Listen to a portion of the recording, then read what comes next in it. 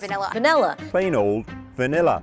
Vanilla is kind of a weird flavor. At least in the US, when it comes to ice cream, vanilla is considered a neutral, if not downright boring flavor. But 94% of the world has said that they've tried vanilla, and at least 81% of respondents say that they like it. You might think that this popularity and high demand for vanilla is the reason why it's so expensive, but after talking to Andy and Sara Kubiak from the Vanilla Bean Project, I learned that there's a whole lot more to this story than the little bottles at the grocery store are letting on. Even though vanilla is the second most expensive spice in the world, behind saffron, the people of Madagascar are some of the poorest in the world.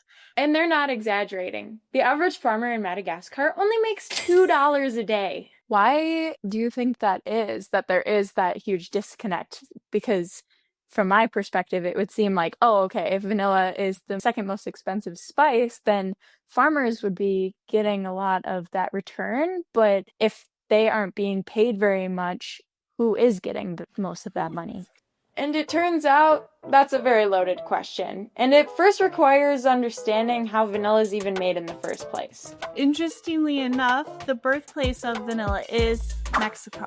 So Mexico is the only place in the world that actually has a pollinator specific to the vanilla orchid. That's why anywhere else in the world where they're growing vanilla, they have to hand pollinate the orchid. Wow, that kind of blows my mind a little bit. And that goes back to the price discussion. You think about each vanilla bean used to be an orchid, and each orchid has to be hand pollinated, and they actually are green, like green beans when they're picked.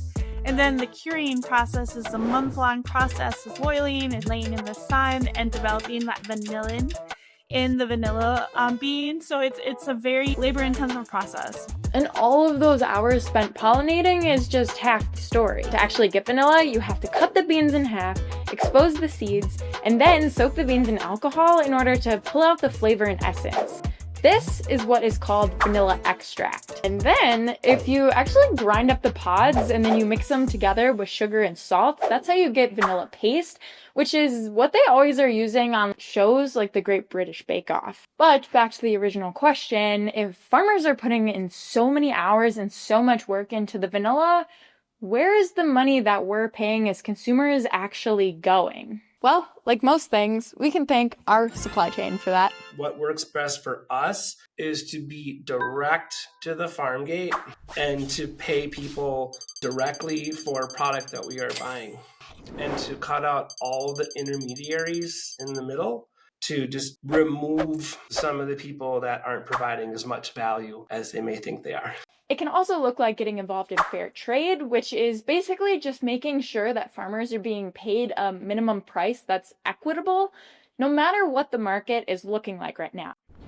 So what does this all mean in the face of climate change? Well, global warming continues to threaten vanilla yields every single year. So what this means for us consumers is that pure vanilla like this is going to start becoming more and more expensive, and we're going to see more artificial vanilla flavoring like this appear on the shelves. Which, during my research, I found out the key ingredient to imitation vanilla was coal tar, but scientists also derived this compound from paper, cinnamon, cow manure, and petroleum. Oh, that's so bad for you!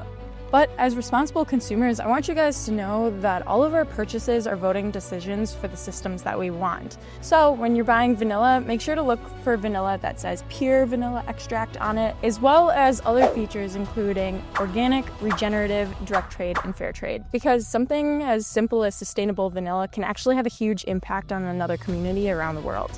Learning about vanilla beans this week blew my mind, because even though it's such a popular flavor that we see everywhere, and I have it pretty frequently, I didn't know any of these things that happen with vanilla behind the scenes. And this just goes to show the huge disconnect that us consumers have with the rest of the supply chain. Learning where your food comes from is the first step to sustainable change. And with that being said, if you like stories like this, make sure to share this video with someone and also subscribe to support the making of more.